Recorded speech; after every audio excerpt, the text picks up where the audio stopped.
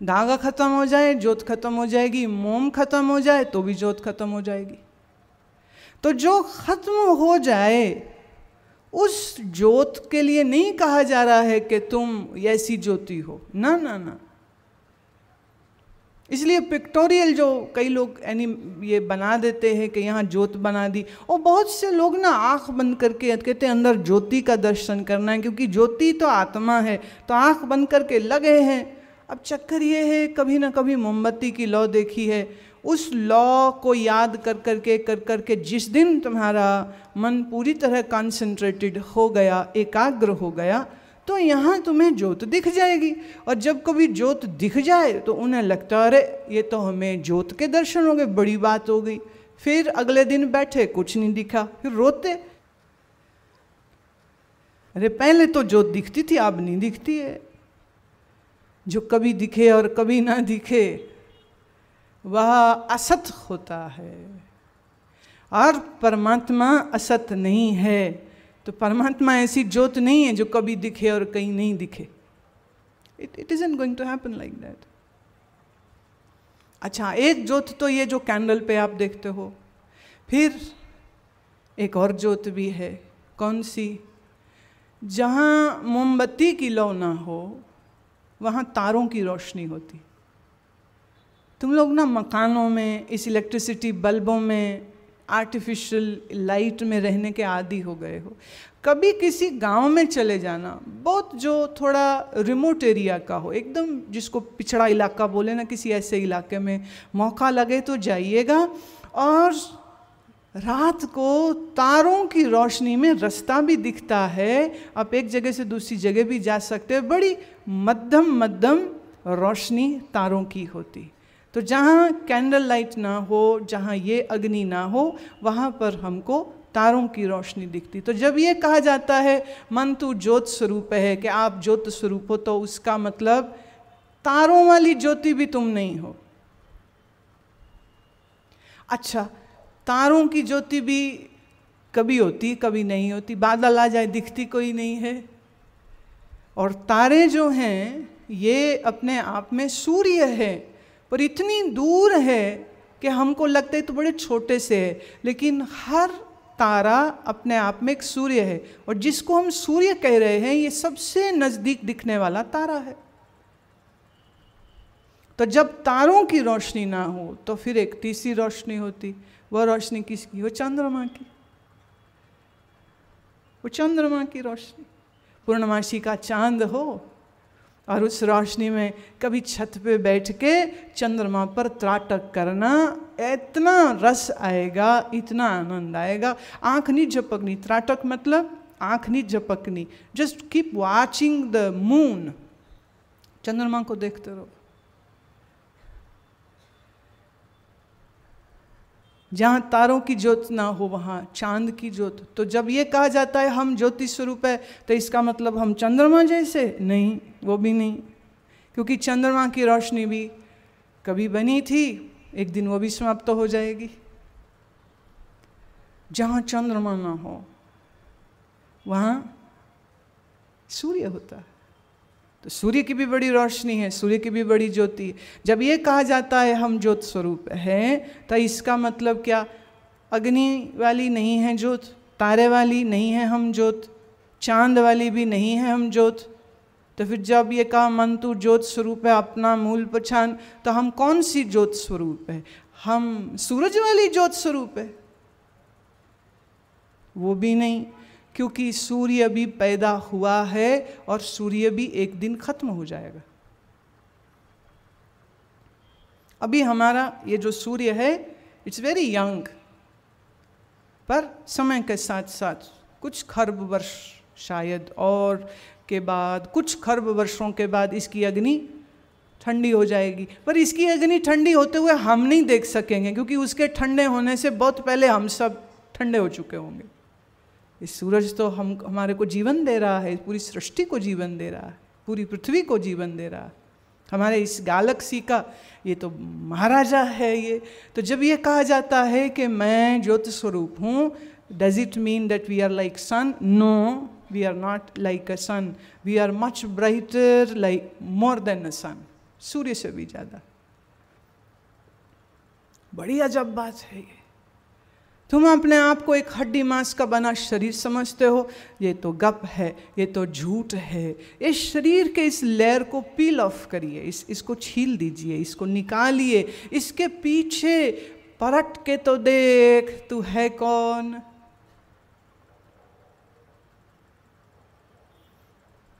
बुल्ले शाह की काफी याद है ना,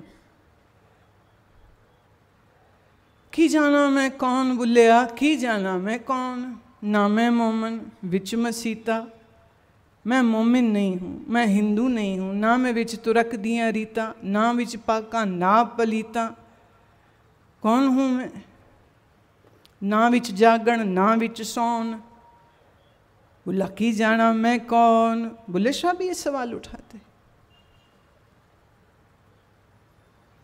बाबा शेख फरीद का ये बहुत सुंदर श्लोक है। आप कहते हैं, आप सवारे मैं मिले आ सुख होए। आप सवारे मैं मिले आ सुख होए। अपने आप को सवार, इसका मतलब कुछ बिगाड़ किया है हमने। बिगाड़ क्या है? अपने आप को शरीर मानते हैं, अपने आप को, हमें हमारी ही हकीकत पता नहीं है। इस शरीर से पहले तुम कहाँ थे? शरीर तो अब पैदा हुआ, और एक दिन फिर शरीर, मिट्टी में मिट्टी, पानी में पानी, अग्नि में अग्नि, आकाश में आकाश, खत्म। कौन बचेगा फिर? पीछे कौन बचेगा फिर? आप कहोगे जी हमें क्या पता, सुना है कोई आत्मा जो बच जाती है, सुना है। ये सुनने की चीज़ है क्या? सिर्फ खोजने की चीज़ है। It needs to be explored. प्रेम से इसको श्रवण करिए। गुरुदेव हमको कह रहे हैं, ए मन अपने मूल को पहचान, तू ज्योत स्वरूप है। और जब तू अपने आप को जानेगा, पहचानेगा, तेरे सारे दुख, तेरे सारे कष्टों का अंत हो जाएगा। अज्ञानी मत रह, अज्ञानी मत रह, अपने अज्ञान को दूर कर।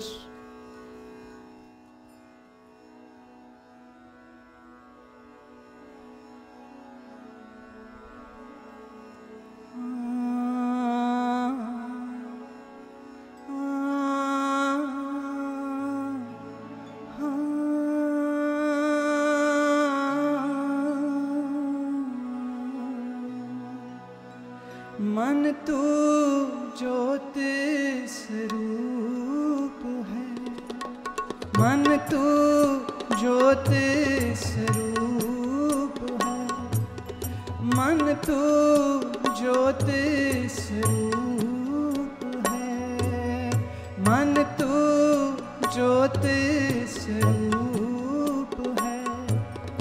अपना मूल पहचान, अपना मूल पहचान, मन तू ज्योत स्वरूप है, मन तू ज्योत स्वरूप है। अपना मूल पहचान, अपना मूल पहचान, मन तू ज्योत स्वरूप है, मन तू ज्योत स्वरूप है। मन हर जी तेरे नाल है, मन हर जी तेरे नाल है। गुरमति रंग मान, गुरमति रंग मान, मन तू ज्योत स्वरूप है, मन तू ज्योत स्वरूप है।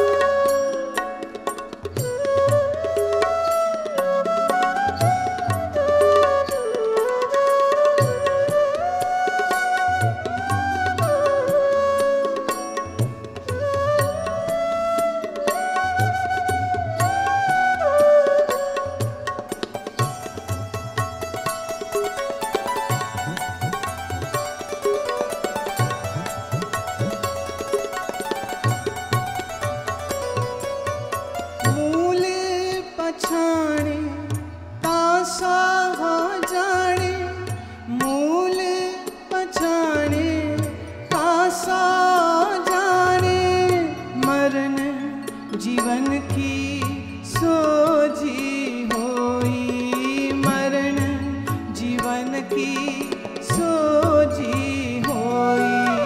गुर पर सादी एको जाने, गुर पर सादी एको जाने, ता दूजा पाओ न होई, ता दूजा पाओ न होई।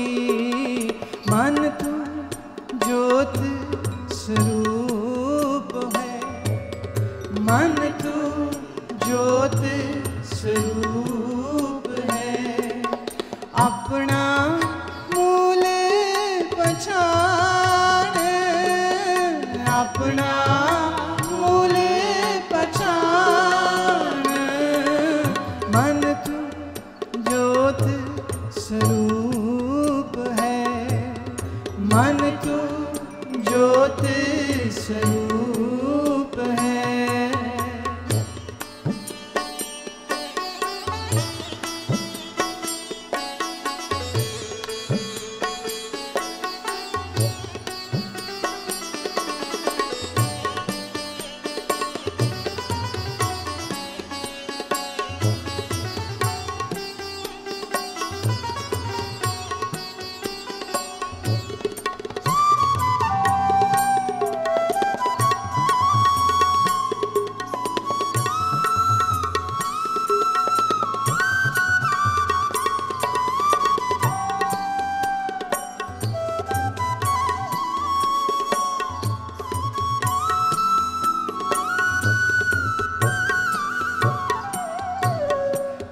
साथ आई वजी बधाई, ता हुआ परवान। मन साथ आई वजी बधाई, ता हुआ परवान। यूं कहे नानक मन तू ज्योत स्वरूप है। अपना मूल पहचान, अपना मूल पहचान, अपना मूल पहचान। मन तू ज्योत स्वरूप है, मन तू ज्योत स्वरूप है। अपना मूल पहचान, अपना मूल पहचान। मन तू ज्योत स्वरूप है, मन तू ज्योत स्वरूप है, मन तू ज्योत स्वरूप है, मन तू ज्योत स्वरूप है।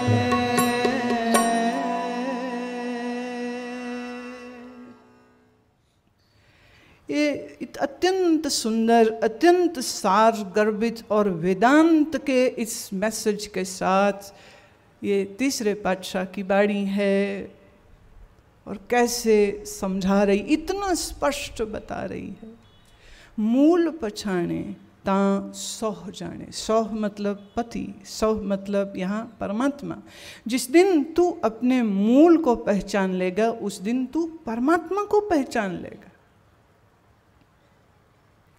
और जिस दिन तुमने अपने मूल को पहचाना, उस दिन मरण जीवन की सोजी होई। उस दिन मरना क्या है ये भी समझ जाओगे, जीवन क्या है ये भी समझ जाओगे।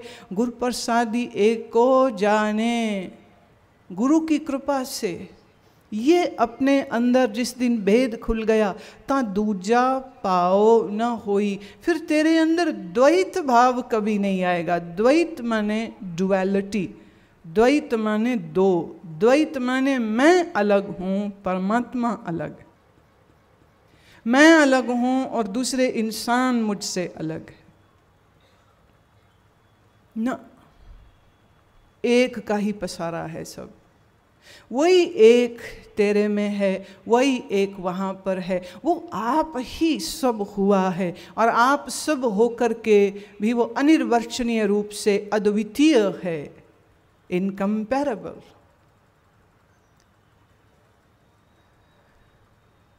परमात्मा ने दुनिया बनाई नहीं है, परमात्मा आप ही दुनिया हुआ है।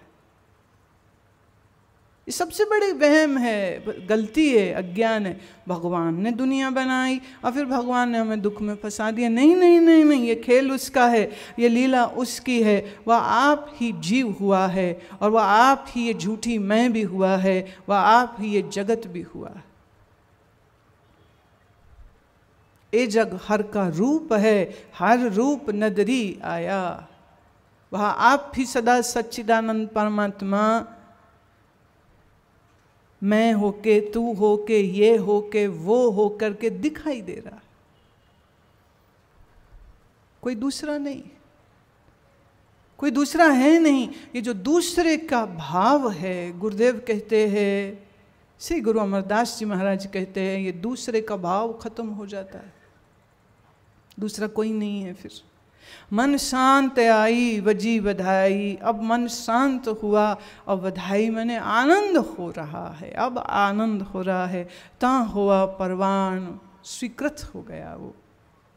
एवं कहे नानक मन तू ज्योत स्वरूप है, अपना मूल पछान।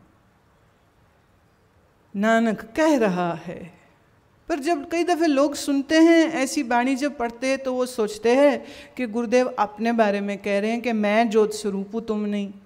अरे नहीं, वो तेरे को कह रहे। देखो, जब आप किसी को कहते हो तू रोटी खा दी, सामने वाला कहता हाँ मैंने खाई। कहा हमने तू को है, जवाब मैं क्यों हो रहा है? तुमने रोटी खाई, सुनने वाला कहता हाँ जी मैंने खाई। अच्छा, पूछने वाला कहे तुमने रोटी खाई, सुनने वाला आगे से कह दे हाँ तूने रोटी खाई, तो तुम पागल है क्या भाई? पूछा तू को जाता है, उत्तर मैं आता है। तो गुरुदेव हमको कह रहे हैं कि तुम ज्योत स्वरूप हो, तुम ज्योत स्वरूप हो। तत् निरंजन ज्योत सबाई, नानक सो हम पेद न पाई। सो हम 4 वेदों के महावाक्य में से एक महावाक्य है। सो हम करते आई एम दैट, मैं वही हूं।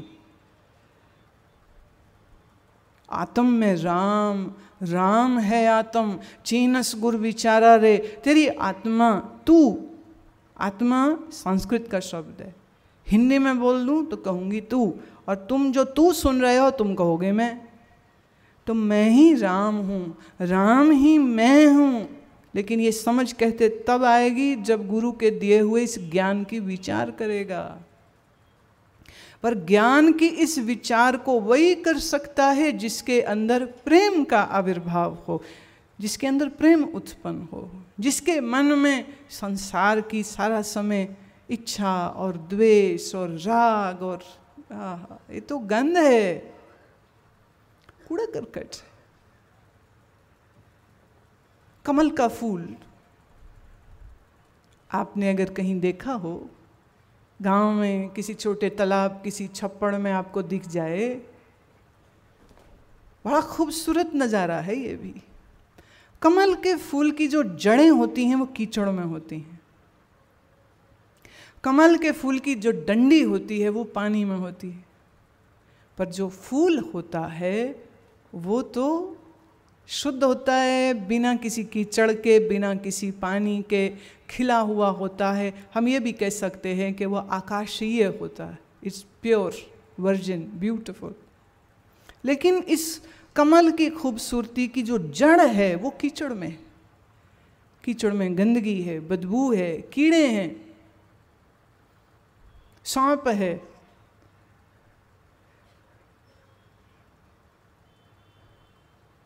लेकिन फूल में ना गंदगी ना कीड़े। अच्छा, एक बड़ी अजब बात देखिए, फूल और जड़ को जो डंडी जोड़ती है, द स्टेम, वो स्टेम आधी कीचड़ में है, आधी पानी में है, आधी हवा में है। शरीर सिर्फ गंदगी की डेयरी और कुछ भी नहीं। आप कहोगे कैसे? मैं बताती हूँ। आप दिन में 3 बार खाना खाते हो, नाश्ता, दोपहर का खाना, रात का खाना, फिर बीच में भी आप चाय, पकौड़े, सैंडविच, ब्रेड, पिज़्ज़ा, बर्गर खाते हो। ये जितना तुम सामान खाते हो, फिर अगले दिन सुबह टॉयलेट में जाके सारा बाहर निकालते हो। बाहर क्या निकलता है? मल और मूत्र, स्टूल एंड यूरिन। और मल स्टूल को देख के, अपना ही स्टूल है लेकिन गंदा लगता है, बू आती है। अब मैं आपको पूछती हूँ, जरा हिसाब लगाओ, जरा डू सम कैलकुलेशंस। आप जब से जन्मे हो, आपने 1 महीने में, अंदाजा जरा मुझे बताइए, आप 1 महीने में कितना राशन खा जाते हो? कितना आटा खाते हो? 6-8 रोटी रोज की लगाएं तो महीने की कितनी हो गई? तो अंदाजा लगा लीजिए कि कोई लगभग 4 से 5 किलो आटा आप 1 महीने में खा जाते हो। ये ज़्यादा खाने वाले भी बैठे, ये थोड़े हैं, ये जो मैं बोल रही हूँ शायद थोड़े कईयों के लिए। आप अगर मैं एवरेज लगाऊं कि आप 4 किलो 1 महीने में खाते हैं तो 12 महीने का 1 साल होता है, तो आपने कितने खाया, कितने किलो आटा आप खा गए? बोलो। 40? आपकी उम्र 20 साल की है, कितने क्विंटल खा गए? लगाइए हिसाब। बड़े होशियार हो ना आप गिनती मिनती पैसे के मामले में, तो कैलकुलेशन दे रही। आपकी उम्र है 50 साल, कितना आटा खा गए? आपकी उम्र है 70 साल, कितना खा गए? अच्छा, जितने क्विंटल, अगर मैं कहूं कि आप 70 क्विंटल या 100 क्विंटल, अगर हम बोले कि आप 100 क्विंटल आटा खा गए हैं, तो उस 100 क्विंटल की जो आपने मल करी वो कितने क्विंटल होएगी?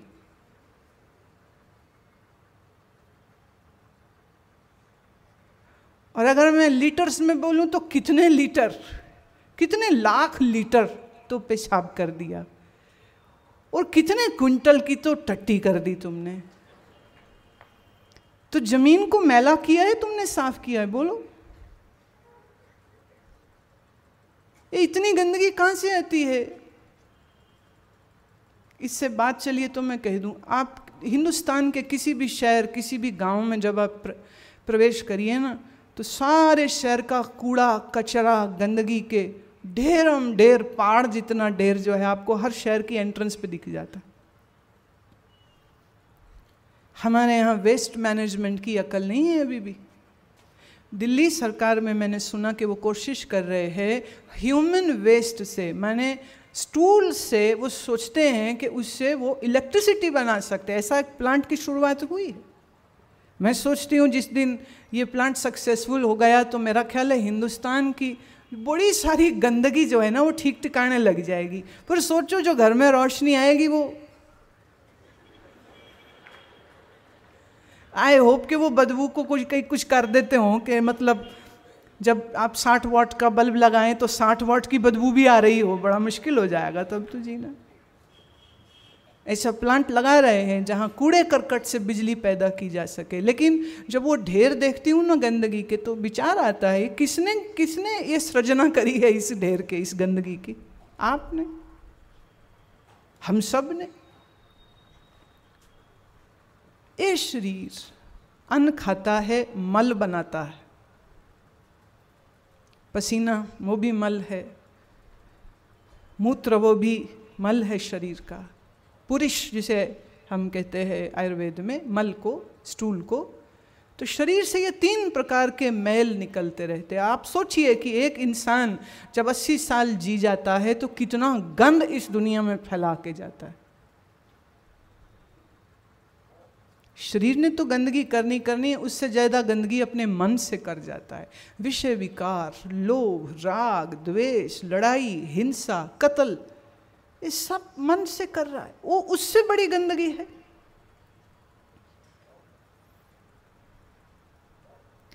पर यही मन मूल रूप से ज्योत स्वरूप है। और ये जो तेरा मन हमेशा परेशानियां और दुखों और क्लेशों में तड़पता रहता है, गुरुदेव कहते हैं अपने मूल को पहचान, वजी वधाई, तुम्हें इतना आनंद होगा, इतना आनंद होगा। पर ये आनंद अगर प्राप्त करना है तो तुमको विचार करना होगा, और विचार के साथ साथ मन को साधना होगा। मन साधने का मतलब क्या होता है?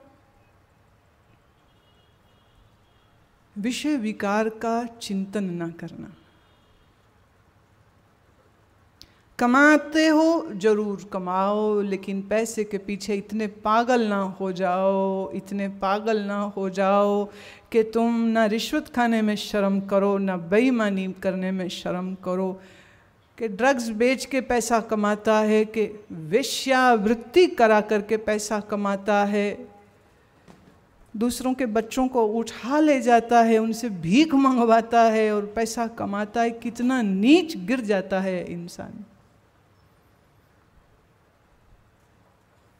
हमें मन के इस कीचड़ से सने हुए, विषय विकार से सने हुए इस मन में से, जैसे जड़ से एक डंडी निकली ना ऊपर, ऐसे मन में से प्रेमा भक्ति की ये डंडी अंदर से निकालनी।